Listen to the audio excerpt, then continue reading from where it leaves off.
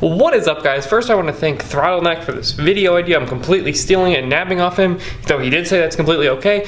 I really wanted to make a video talking about what are some things you should expect when getting a GT350 or if you're looking into one, because there's not really a lot of videos that cover this stuff, or honestly this is some common knowledge of the GT350 that's kind of good to know. So let's get right into that. The first thing you might not know about the car is the actual engine itself. I mean, you might be asking, what's really different between this and a GT, or even this and like a V6 or an EcoBoost? And that comes a lot with that engine.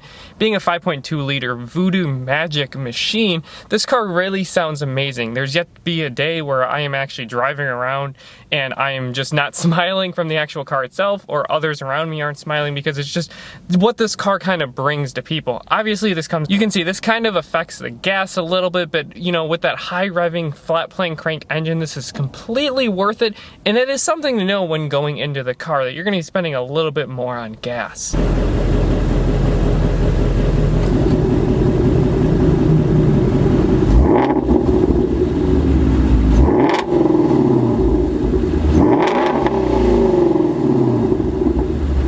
Now, another major difference between, say, the GT350 or 350R and, say, a Mustang GT, EcoBoost, or even just like the V6s, which have options of the automatic transmission and a manual, you have only the option of the manual transmission.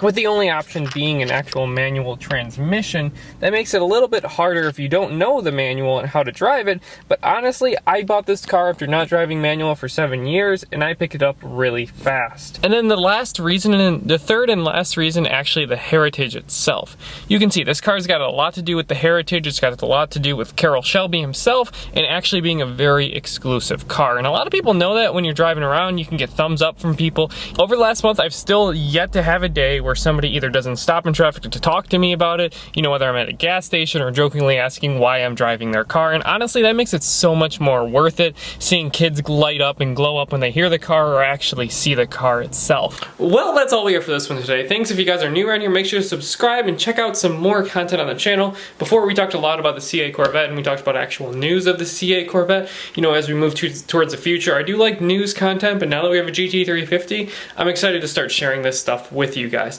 That's all we have for this one. You guys have a great one.